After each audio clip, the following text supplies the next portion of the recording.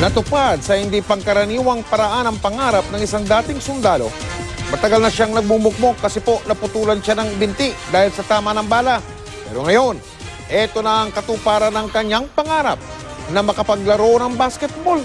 Makitama po muna tayo kay Sports Saksi Gino Trinidad.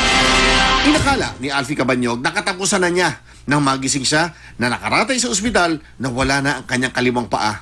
Malubha kasi siyang nasugatan ng maambush at mapuruhan ng sniper fire mula sa mga rebelde noong 2013. Kaya binalikan na lamang niya ang alaala nung nagsisilbi pa siya para sa bayan bilang isang sundalo. 4 na taon halos nagbukmok sa Viluna Hospital hanggang sa isang araw ay naimbitahan siyang subukang maglaro ng wheelchair basketball. Nung nagsikap ako na sumali dito sa team, tapos yung nakasama ko yung ibang disabled, parang naging masaya ako na hindi lang pala ako yung disabled. Bilang miyembro ng ating national wheelchair basketball team, ay muling nakapagsilbi sa bayan ang dating Army specialist. Minsan, paggising ko sa umaga, parang mag-CR ka lang, tapos tatalon ako bigla. Tapos, makalimutan na na wala ka na pala pa.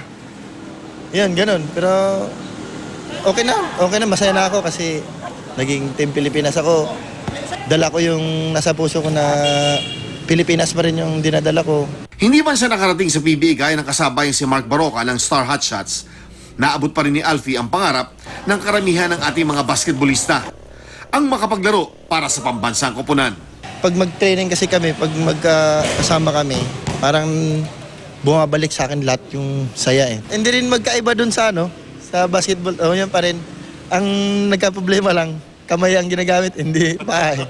Gino Trinidad, Nakatutok, 24 Oras.